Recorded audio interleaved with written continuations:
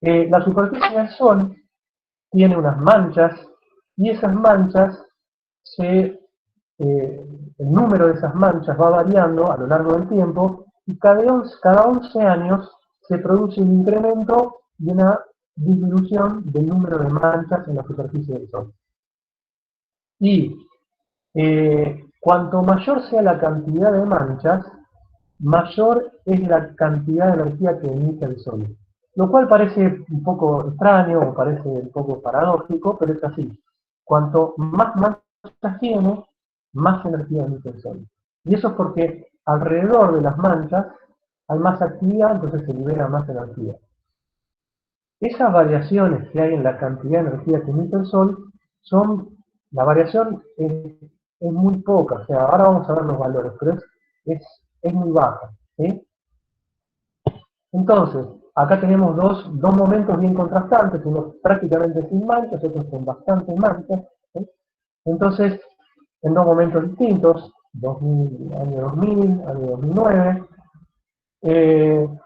y acá dice, si bien el ciclo de las manchas solares es bien conocido por los astrónomos, aún no se sabe de manera exacta su relación con las variaciones en la constante solar. O sea, se sabe que la cantidad de manchas tiene que ver con la variación en la constante solar, o sea, la cantidad de energía que llega a la superficie del techo de la atmósfera, al tope de la atmósfera. No se sabe exactamente por qué, pero se sabe que es así, o sea, es una relación empírica que está establecida. Y se tiene conocimiento de las manchas o del ciclo solar desde el año 1700. Entonces, esto que está acá es un registro que se viene, digamos, evaluando desde hace ya muchos años, y lo que se ve muy bien es que es un ciclo que tiene aproximadamente 11 años. Y que estas variaciones son, por ejemplo, poca cantidad de manchas, mucha cantidad de manchas, poca, mucho, y esto influye en la constante solar. Pero las variaciones en la constante solar no son tan grandes. Una cosa que no está de más repetirlo por las dudas, es que estos estudios que se observa del Sol y se cuenta la cantidad de manchas, se hace con instrumentos especiales y que desde ya nunca hay que observar el disco solar sin una protección especial.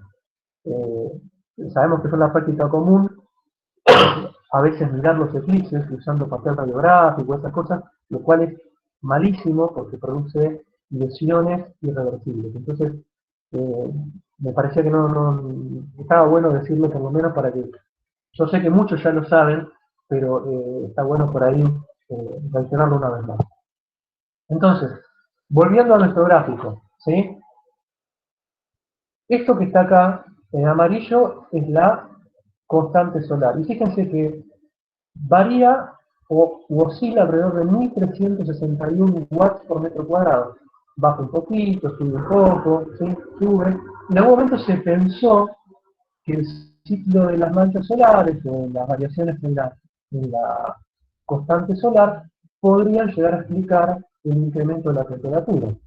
Pero a partir de acá otra vez vuelve a bajar un poco, ¿sí? Entonces, fíjense que no son oscilaciones muy grandes, pasa de 1361 a 1361,5,6, baja un poco, pero no hay grandes cambios, ¿sí? Más allá de que puede haber muchos cambios en la cantidad de manchas, que son dos fenómenos distintos relacionados uno con el otro. Entonces, el ciclo de las manchas solares tampoco es capaz de explicar el incremento de la temperatura. Entonces, este otro gráfico que está acá muestra de manera desagregada, de manera separada, los cambios en la temperatura en la superficie, lo que está en rojo, y lo que está en el océano.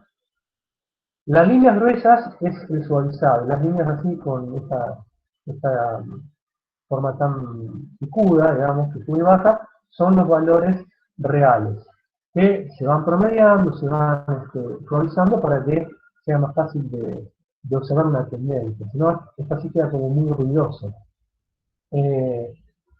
Y comienza a partir de acá, de 1880, y llega hasta este año, ¿no?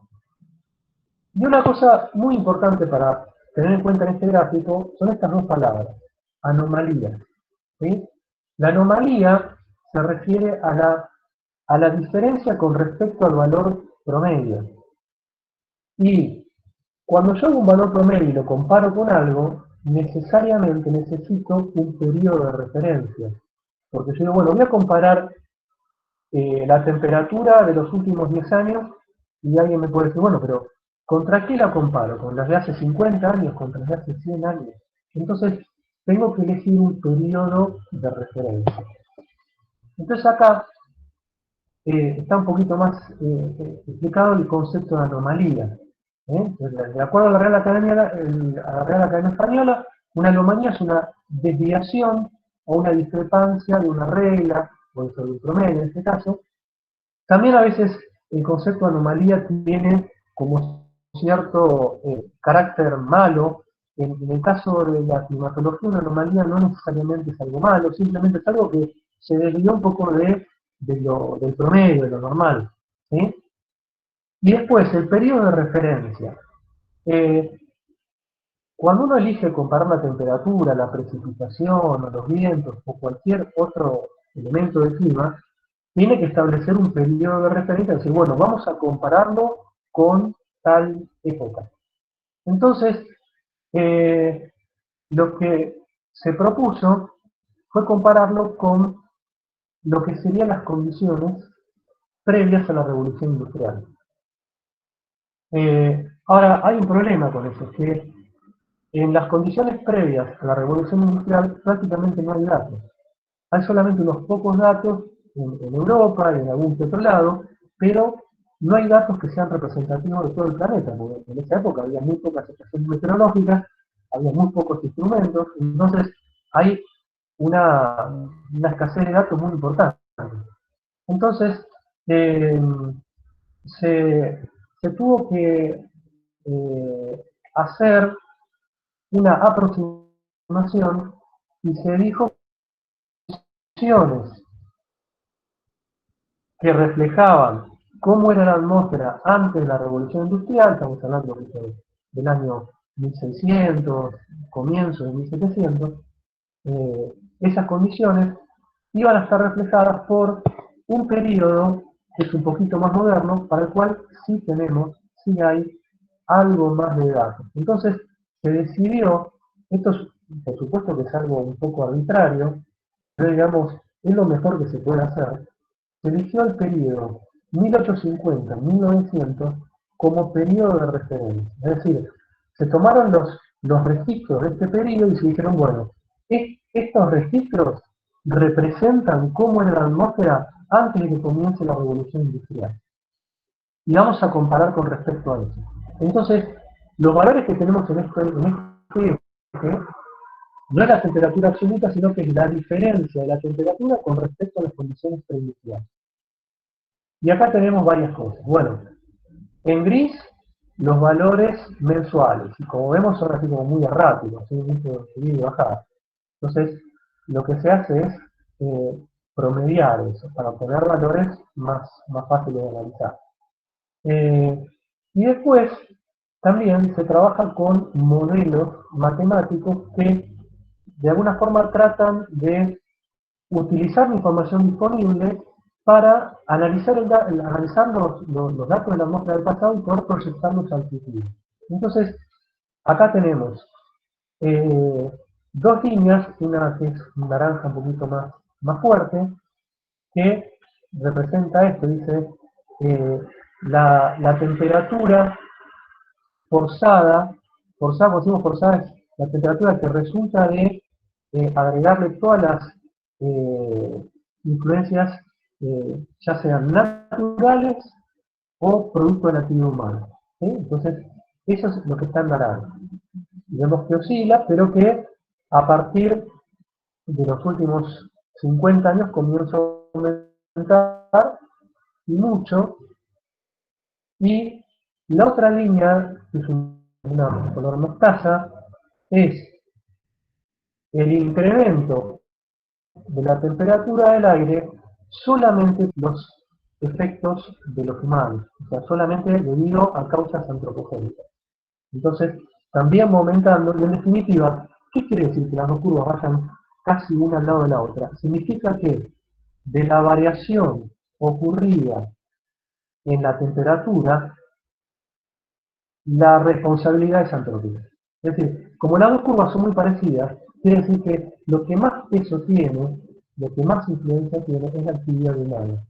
Porque la actividad humana es lo que más influye. Por eso es que la curva naranja esta dice todas las causas juntas. ¿Sí? Y acá solamente las causas o los forzantes humanos. Y vemos que la curva prácticamente es explicada por la actividad humana. Y la parte que sigue acá, esto que viene acá, son proyecciones. Y esas proyecciones se hacen, como les comentaba recién, con modelos matemáticos que se proyectan siguiendo distintos escenarios. ¿Qué son los escenarios? Son situaciones que podrían ocurrir en el futuro. Entonces, por ejemplo, un escenario podría ser de que los humanos dejemos de enviar tanta cantidad de dióxido de carbono a la atmósfera. Entonces, de acuerdo a ese escenario, tenemos tal proyección. Hay escenarios más optimistas, hay escenarios más pesimistas. Entonces, bueno, de acuerdo a eso hay un rango de qué es lo que se espera para el futuro. Entonces, y este otro gráfico que está acá nos muestra distintas regiones en que fue dividido el mundo, por ejemplo, tenemos acá sur de Sudamérica, el oeste de Sudamérica, Amazonas, noreste de Brasil, y así, ¿no? Caribe, Centroamérica, y los cuadraditos, de acuerdo al color, me dicen qué variación hubo en la temperatura con respecto al periodo 1850-1900, que como ya dijimos representa las condiciones de la atmósfera antes de la Revolución Industrial. Esto, como dice acá, es un promedio anual. Y también se puede ver en 2 meses extremos, ¿no? Mejor dicho, en 3 meses que representan diciembre, enero y febrero, y junio, julio, agosto. Fíjense qué importante es el incremento en el Ártico. Y justamente por eso es que el Ártico y el hielo que recubre el Ártico se está reduciendo muy rápido y es probable que en pocas décadas ya no quede más hielo en el Ártico. ¿Sí? En la Antártida hay una situación que es complicada también, pero que no es tan marcada como en el Ártico. Los dos pueblos están realmente en una situación compleja, pero es más fuerte el cambio que se está observando en el Ártico. No obstante, en la Antártida también están ocurriendo cambios importantes, sobre todo en los últimos 10 años. Entonces, vuelvo un poquito a un cuadro que vimos hace un rato, y se acuerda que habíamos dicho de atmósfera, habíamos hablado de todo esto, y el dato que decía ahí era dióxido de carbono, ¿sí? Que sería 0,0325%, que es lo mismo que decir 325 partes por millón, y habíamos dicho que era variable. Bueno, eso es muy variable a tal punto que nos encontramos con esto. Este gráfico me está mostrando, desde el año 1960 hasta ahora, cuánto ha incrementado el dióxido de carbono durante este periodo de tiempo, en partes por millón. Entonces fíjense, si nosotros vemos esto, acá decimos 325 partes por millón, lo cual indica que esta cifra es de hace unos cuantos años atrás, no es real, porque si fuese hoy en día, tendríamos que estar en alrededor de 400. Entonces, esto es lo que nos muestra.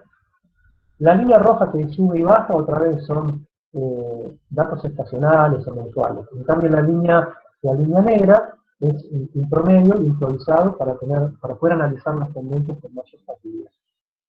Estos datos son de una estación que está en Hawái y que es la serie más extensa en cuanto a medición directa del dióxido de carbono en la atmósfera. Hay otras más, pero esta es la más extensa. Y si se puede comparar estos datos con otras estaciones que también miden dióxido de carbono en la atmósfera, y si bien los valores absolutos son distintos, por ejemplo, esta que está acá, por ejemplo, esta está a 71 grados norte, o sea, está bastante al norte, ya dentro del círculo polar ártico. Oscila entre 400 y 420, en la tendencia acá, en la misma tendencia que hay acá, o por ejemplo, incluso hasta en el polo sur. Este dato que está acá corresponde a una estación que mide el dióxido de carbono disuelto en la atmósfera, y todos muestran un incremento importante. Más allá que hay diferencias regionales, pero todas suben y suben con una tasa o con un incremento parecido. Entonces, este gráfico lo que hace es mostrar el incremento, es decir, la tasa, cuánto sube por año. Entonces, por ejemplo, cada barrita celeste representa cuánto aumentó en ese año. Por ejemplo, en el 1960 o en el 61 aumentó una parte por millón. Al año siguiente aumentó media parte por millón. Así sucesivamente, ¿no? Y vemos que cada vez aumenta más, porque las barras cada vez son más altas. Otra manera de estudiar esto es haciendo promedios cada 10 años. Entonces, estas barritas que están acá, horizontales, representan el promedio de la década 1960-1969, después la década siguiente, y vemos que década tras década esto va aumentando. Entonces,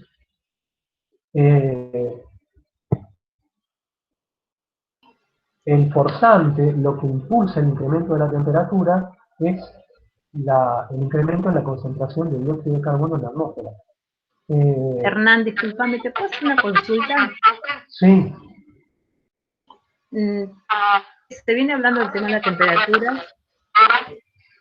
Normalmente, después de la Revolución Industrial, que terminó en el año 1840, y las mediciones desde 1960. En todo este tiempo, siempre se midieron de la misma forma, porque estos son años transcurridos. ¿Te referís a las mediciones de temperatura o de dióxido de carbono? Me refiero realmente a las mediciones de temperatura y de todas las que me estás explicando, porque hay una variación importante, pero mi interrogante es si siempre se midieron de la misma forma o con los mismos materiales o con el mismo sistema. Sí, de hecho, por ejemplo, esto que está acá es de una misma estación. Y normalmente, si en algún momento se cambia el sistema de medición, por ejemplo, si hizo una aparatología más moderna, durante algún periodo, que puede ser un año o dos, se toman datos en paralelo para poder hacer una calibración del instrumento antiguo con el instrumento nuevo y saber que no hay un corrimiento, que hay un salto, digamos, entre un tipo de medición y otro tipo de medición. Sí, se tiene en cuenta eso, que si se llega a cambiar el método o la tecnología utilizada para medir, la serie temporal sea consistente, ¿sí? Que no tenga saltos que sean. Generalmente una serie, cuando aparece un salto, una variable que de repente se va para arriba o se va para abajo de una semana o de un mes para el otro, lo más probable que haya o algún fenómeno natural muy evidente, o lo más probable es que haya algún problema con el método que se está utilizando, algún salto que no se tiene en cuenta. O sea que sí, esa precaución se tiene. No sé si respondí tu duda. ¿Sigo? Sí, gracias. De nada. Bueno, entonces, en este gráfico lo que vemos es la línea negra más gruesa representa la concentración de dióxido de carbono en la atmósfera. Y lo que está en una línea roja o bordó, que hay partes que se ve, por ejemplo, ahí arriba se ve, acá se ve mejor, ¿sí? Eso que está ahí es el estimado, la estimación de las emisiones acumuladas a partir del uso de combustibles fósiles y la producción de cemento. Entonces, lo que hace este gráfico es venir a confirmar que el incremento en la concentración de dióxido de carbono está directamente ligada al uso de combustibles fósiles y producción de cemento. O sea que se puede explicar bien de dónde viene eso. O sea, no es que hay una relación un poco laxa, hay una relación bastante fuerte entre una cosa y otra. Las dos suben y las dos correlacionan muy bien. Y ¿se acuerdan que en otra presentación hablamos un poco del paleoclima? Bueno, se puede estudiar también eh, la concentración de dióxido de carbono en la atmósfera y que insisto recién, métodos que me pueden indicar cómo era la concentración de dióxido de carbono hace 10.000 años o hace 100.000 años. Y esto que saca este gráfico me muestra una serie que va más allá del periodo instrumental. Porque el periodo instrumental, en cuanto a las emisiones de dióxido de carbono, empieza alrededor de 1950 y largo. Y esto se va hasta 800.000 años en el pasado. Entonces, ¿cómo se estudia esto? ¿De dónde se saca la información? Bueno, la información viene fundamentalmente de eh, burbujas de aire que quedaron atrapadas en el hielo de la Antártida. Entonces, se extrajo ese hielo usando unas técnicas muy costosas y muy complejas. Después ese hielo se analiza, se extrae el aire contenido en estas burbujas y a partir de ahí se puede inferir cuál era la concentración de dióxido de carbono en la atmósfera en ese momento del pasado. Esto es un buen ejemplo que se llama un proxy. ¿Se acuerdan que los proxies no eran mediciones directas, sino que son mediciones indirectas? Entonces, lo que se puede ver es que en los últimos 800.000 años la concentración de dióxido de carbono siempre fue más baja que la actual. Y que el valor, fíjense que acá estamos en 300 partes por millón, comienza a subir a partir de 1950, 1900, y el actual nivel, que está por arriba de los 400, es algo totalmente inusitado, es algo totalmente nuevo. Entonces, me fijo acá a ver si no me estoy olvidando de comentar algo. Dice, durante las eras glaciales los valores rondaban las 200 partes por millón. Y en los periodos más cálidos, los interglaciales, oscilaba cerca de las 280 partes por millón. Acá hay que tener en cuenta que los periodos glaciales e interglaciales están determinados, por un lado, por la concentración de dióxido de carbono en la atmósfera, pero también por los ciclos de Milankovitch que veíamos en la presentación anterior. Entonces, de la combinación, de la sumatoria de esos dos factores, uno claramente astronómico, ¿sí? Y de baja frecuencia, como son los ciclos de Milankovitch, y otro que es de carácter atmosférico, que es la concentración de dióxido de carbono en la atmósfera. A partir de la combinación de esas dos cosas, la superficie de los glaciares puede aumentar o reducir sobre todo el planeta.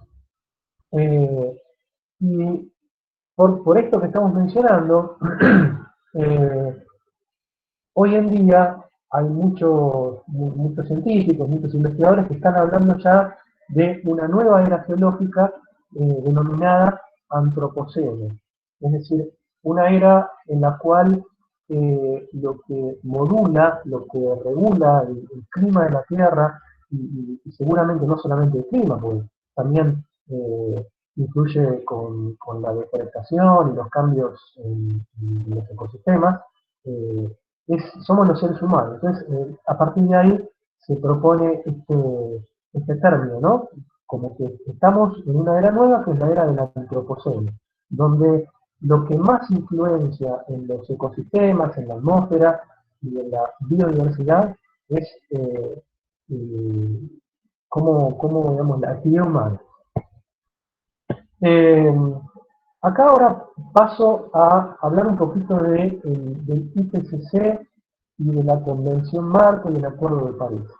El IPCC es un organismo internacional, el nombre completo está acá, es el Grupo Intergubernamental de Expertos sobre Cambio Climático, que una cuestión importante es que fíjense que dice intergubernamental, o sea, no es una ONG, es un grupo que está formado por representantes de gobierno. Entonces ya le da otro peso, porque todo lo que se exprese, todo lo que se diga, lo que se firme en ese contexto, ya tiene un valor distinto que si fuera simplemente una ONG. Y que está formado por científicos y científicas de diferentes disciplinas y nacionalidades, y se organiza en tres grupos, que se llaman Grupo de Trabajo 1, 2 y 3. El Grupo de Trabajo 1 es el que se dedica básicamente al estudio del ambiente físico, es decir, océanos, atmósfera, vegetación. Y después el Grupo 2 y 3 se ocupan más de las cuestiones sociales y las cuestiones económicas. Y ahí trabajan, por ejemplo, más antropólogos, y también trabajan economistas y otros investigadores. El IPCC recibió el Premio Nobel de la Paz en el año 2007, y bueno, por eso a partir de ahí como que tomó mucho renombre. Aproximadamente cada 4 o 5 años, el IPCC emite unos informes muy completos, muy voluminosos, son los informes que son públicos, se pueden bajar de internet. La macana que a veces no están traducidos por completo al español, por ahí tienen algunos capítulos que están en español y otros que no. Los informes más antiguos están en español, pero los últimos en general no lo están. Y hay dos tipos de informes, uno se llama informe de evaluación, AR por la sigla en inglés, que reciben esos informes, y los otros son los informes especiales, ¿sí? ISR por la sigla en inglés de Special Report. Bueno, en el año 2015, un conjunto de países que forman parte de otro organismo que a su vez es subsidiario de las Naciones Unidas, hicieron y firmaron el Acuerdo de París. Estos países son los que integran lo que se llama Convención Marco de las Naciones Unidas sobre el Cambio Climático. Como el nombre es muy largo, muchas veces se le dice Convención Marco. ¿Sí? Entonces, la Convención Marco propuso el Acuerdo de París, y ahí se firmó la voluntad que tienen los países, que tienen los gobiernos de los países, para limitar el incremento de la temperatura media global por debajo de los 2 grados centígrados con respecto al periodo preindustrial. Y agrego, y hacer esfuerzos para limitar el calentamiento solamente a 1.5. ¿Por qué lo de 1.5 y lo de 2? Porque hay estudios hechos con modelos que dicen que si la temperatura sobrepasa los 2 grados, las consecuencias van a ser mucho más complicadas que si la temperatura se mantiene o no sobrepasa 1,5 grados con respecto al periodo preindustrial. Ahora, una cosita más con respecto a los informes.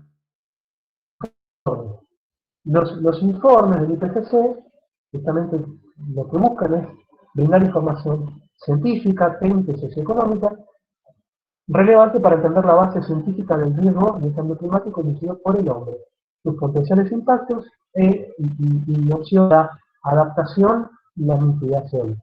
En el contexto del cambio climático, estas dos palabras, adaptación y mitigación, tienen un significado muy fuerte. La adaptación, como dice la palabra, es qué podemos hacer para adecuarnos a lo que sabemos que es imparable y que no lo vamos a poder tomar. Entonces, ¿cómo nos adaptamos?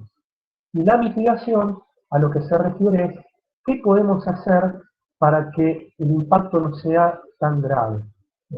Son dos términos que puede ser que se solapen un poco uno con el otro, pero adaptación y mitigación son dos palabras o dos conceptos que tiene ese sentido. Adaptarse es asumir que algo va a ocurrir. Bueno, esto va a ocurrir. ¿Qué tengo que hacer yo para que sea lo menos dañino posible?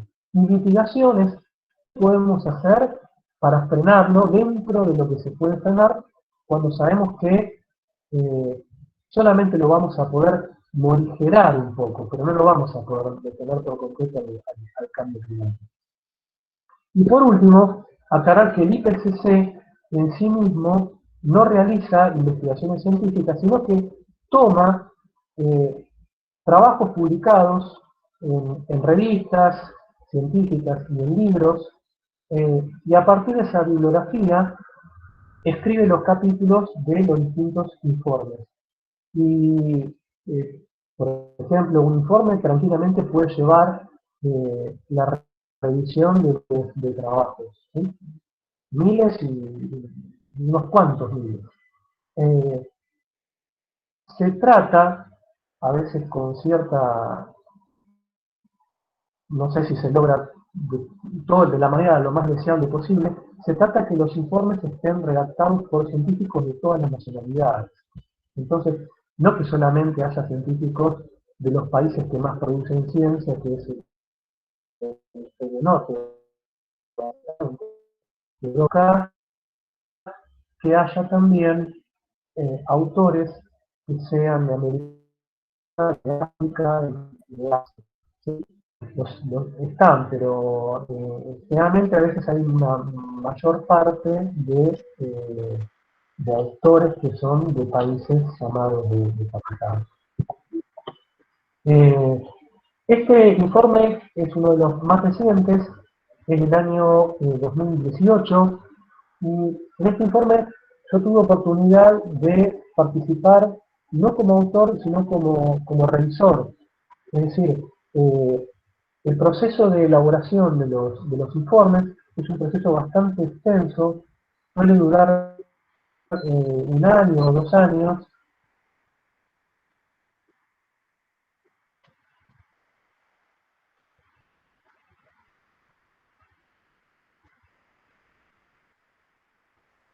Se te cortó, Hernán. Me parece que ha hecho una Formularios interrupción. Él estaba diciendo que participó como revisor de este panel. Se cortó un poco cuando pusiste esta diapositiva, Hernán. Bueno, retomo un poquito entonces. Sí, decía que los informes están elaborados por decenas de autores. En un capítulo puede haber 20 o 30 autores distintos. Hay un coordinador por grupo. Y después lo que se escribe se envía a revisores por todo el mundo. Y bueno, yo tuve posibilidad de leer y hacer algunos comentarios. Yo como otros cientos de personas, no es que somos 4 personas, somos muchos los que hemos participado en esto,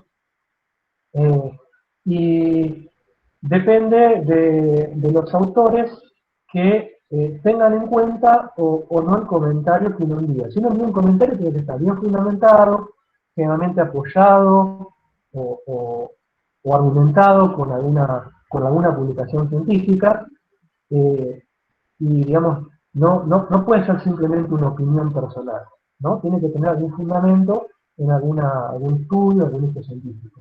Entonces, una de las cosas que dice en este informe especial es que el calentamiento del sistema climático es inequívoco. No hay dudas de que la temperatura de la Tierra está subiendo. Eso no hay dudas ni hay discusión.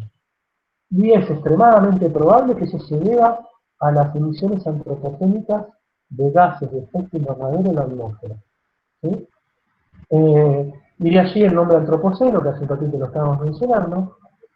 Y este dato me pareció importante. Dice, la tasa actual de incremento de dióxido de carbono es 100 veces más alta que en cualquier otro periodo de incremento de este gas en los últimos 800.000 años.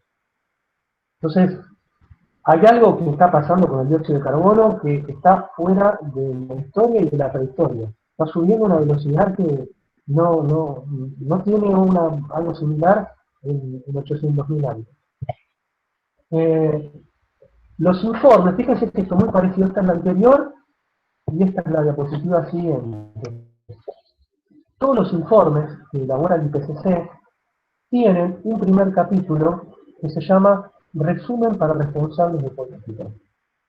Esos resúmenes son un poco más cortos, por ahí tienen 20 hojas, porque el informe total es realmente, tiene una extensión enorme, son cientos de hojas. Pero el resumen para responsables de política es una versión resumida, como una síntesis de qué es lo más importante que hay que transmitirle a un político que toma decisiones que tienen que ver con el medio ambiente, con la industria, con la sociedad.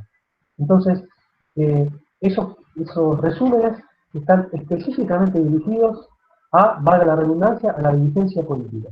¿Sí? Entonces, yo noté dos o tres cosas, por ahí no sé si tiene sentido hablarlas todas, pero algunas rápidamente. Por ejemplo, se estima que las actividades humanas han causado un calentamiento global de aproximadamente 1 grado centígrado con respecto a los niveles preindustriales, con un rango que va de 0,8 a 1,2. Y es probable que el calentamiento global llegue a 1,5 ahora no más, entre 2020 y 2052, y se continúa aumentando el ritmo actual. En algunas regiones, esta diferencia de 1,5 ya se alcanzó, por ejemplo en el Ártico. Entonces, en el Ártico el calentamiento llega a entre el doble y el triple. Por lo general, el calentamiento es mayor en la Tierra que en el océano. Entonces, las áreas emergidas aumentan su temperatura a una velocidad mayor. Paso a la siguiente, que tiene algunos datos más. Este que está acá arriba es lo que hace un ratito les comentaba, que dice que si la temperatura, el incremento de la temperatura va por encima de los grados, las consecuencias van a ser mucho más graves y difíciles de abordar que si se mantienen con un tope de 1,5 grados. Y después, acá dice, para limitar los riesgos de un calentamiento global de 1,5 en el contexto del desarrollo sostenible y la erradicación de la pobreza, fíjense que acá aparece el tema de la pobreza como un elemento importante dentro de los informes de cambio climático. Es decir, estos informes están dirigidos fundamentalmente a preservar el clima del planeta, pero no puede escaparse la discusión el tema de la distribución de la riqueza, la pobreza y otros problemas socioeconómicos.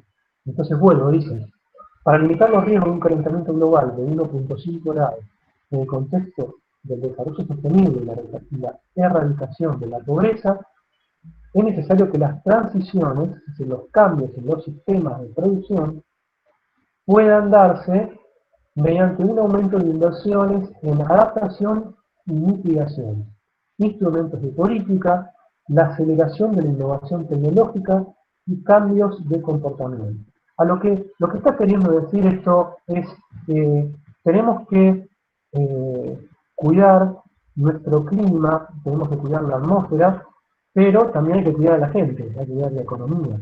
Entonces, esto es un elemento muy importante que con el correr del tiempo cada vez tuvo más presencia en los informes del IPCC.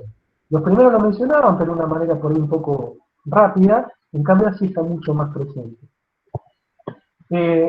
Esto que está acá es un mapa que ya no forma parte de este informe que estábamos hablando recién, sino que estos son datos del Banco Mundial, donde muestra las emisiones de dióxido de carbono per cápita, es decir, por persona, por número de habitantes. Entonces, por ejemplo, vemos que hay diferencias importantes. Acá está la leyenda, ¿sí? Fíjense que el correcto oscuro está por encima de 15,5. Esto está medido en una unidad llamada toneladas métricas, ¿sí? Es una forma de medir las emisiones. Y lo que nos muestra este mapa es que hay regiones del mundo que tienen diferencias muy importantes en cuanto a las emisiones de dióxido de carbono por habitante. ¿Sí? Entonces, por ejemplo, Estados Unidos, Canadá, Rusia, algunos países de Asia Central, algunos países de Europa, Noruega, Australia y, por supuesto, los países del Medio Oriente que se dedican a la producción y a la exportación de petróleo. Mientras que América Latina, salvo por Venezuela, que es un productor de petróleo, y gran parte de África, salvo algunos países que producen petróleo, todos tienen valores bajísimos, o entre bajísimos y bajos. ¿Sí? Entonces, eh, fíjense que esto es per cápita. Si en lugar de analizar las emisiones de dióxido de carbono per cápita fuese por país, las diferencias serían todavía más marcadas, habría todavía más contrastes. Yo acá tomé un poco, de una manera un poco arbitraria, y dije, bueno, para la presentación voy a agarrar dos países de América Latina, tomé Uruguay y Argentina, dos países de Europa Occidental, Francia y Reino Unido, dos países de Medio Oriente, Israel y Emiratos Árabes, y dos países de América del Norte. Y esto que está acá es el promedio de las emisiones de dióxido de carbono per cápita durante el periodo 1926-2016. Y fíjense la diferencia que hay en cuanto a las emisiones durante este periodo. Entonces, Argentina per cápita produce poco, no está tan distinto de Francia, pero sí produce más que Uruguay. Si acá en este gráfico pusiéramos la mayor parte de los países de África, estarían todos por debajo de la Argentina, ¿sí? En cuanto a las emisiones. Y, insisto, es un conjunto de países que yo elegí de manera un poco arbitraria, simplemente dije, bueno, dos países por región para que no quedara tan cargado de gráfico. Y este otro son las emisiones de dióxido de carbono con esto que se llama paridad del poder adquisitivo del Producto Bruto Interno. Es algo así como analizar cuánto dióxido de carbono genera la economía. Es decir, para generar riqueza, un país, ¿cuánto dióxido de carbono tiene que utilizar? ¿Cuánto combustible quema para generar esa riqueza? Entonces, nuevamente aparecen estas diferencias, ¿sí? Entonces, por ejemplo, fíjense que hay países que tienen un color muy marcado, lo cual quiere decir que gran parte del Producto Bruto Interno de esos países tiene que ver con el petróleo o con el gas. Por ejemplo, Rusia, algunos países de Asia Central, Bolivia, que digamos, gran parte de su Producto Bruto Interno viene de las exportaciones de gas. Sudáfrica.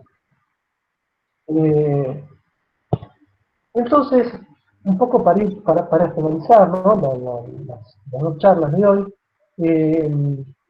yo quería dejar abiertas estas preguntas, si quieren las podemos charlar un rato ahora, o las dejo para que las analicen y las evalúen con Mariano. ¿Cuáles serían las acciones para evitar la temperatura global del planeta ya de el famoso 1, digamos, hasta donde podemos llegar a tolerar? ¿Sí? ¿Cuáles serían las acciones más urgentes? Después, ¿quiénes tienen mayor responsabilidad a la hora de ese objetivo? ¿Es necesario separar el problema del cambio climático del problema de la pobreza en el mundo? Bueno, es un poco, yo me adelanté y creo que ya algo sobre esa respuesta diré, ¿no? Después, ¿cuáles serían los problemas ambientales más urgentes? Proponer medidas de adaptación y de mitigación. Y para terminar, quería hacer un comentario final sobre algo que se llama ingeniería climática, que es un tema que surgió en las últimas décadas, que propone hacer cambios a escala global que modifiquen la absorción de dióxido de carbono. Por ejemplo, en algún momento se había hablado de liberar en los océanos un mineral, una forma de hierro que facilita que crezcan las algas, y supuestamente, bajo esta lógica, bajo esta idea, si las algas pueden crecer más porque tienen como factor limitante su desarrollo del hierro, iba a haber más absorción de dióxido de carbono, y eso iba a disminuir la concentración de dióxido de carbono en la atmósfera.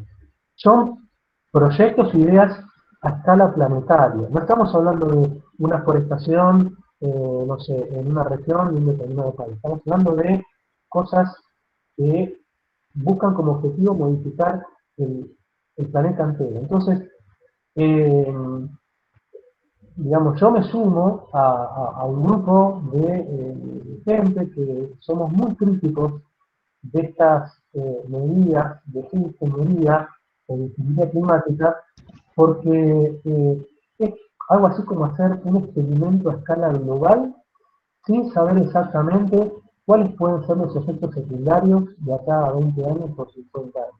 Entonces, a veces uno puede pensar o puede programar cuál es el primer efecto que uno espera que ocurra, pero a veces no sabe qué otras cosas se pueden disparar y qué otros fenómenos pueden producirse y a dónde nos puede llevar eso. Entonces, yo les quería, de alguna forma, transmitir esta preocupación y mirar con mucha cautela e incluso con cierta desconfianza estos proyectos de ingeniería o de ingeniería climática que a mí me parecen,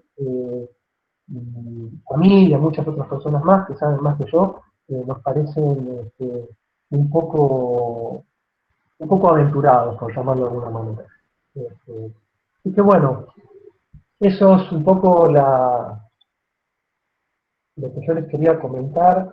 A ver si puedo volver a abrir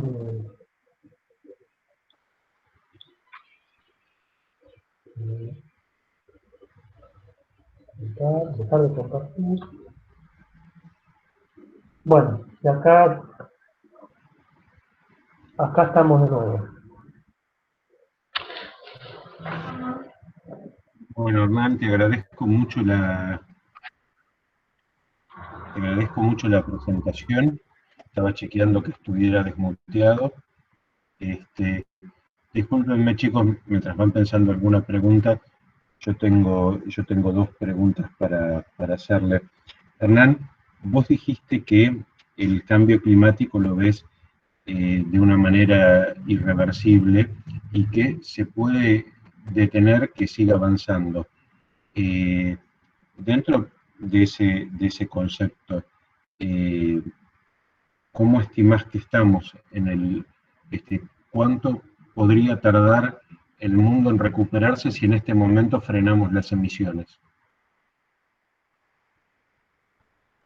Si en este momento se suspendieran por completo todas las emisiones, algo que es absolutamente imposible de lograr, el efecto del cambio climático seguiría varias décadas más. No revertiría de manera inmediata ni revertiría en el corto plazo.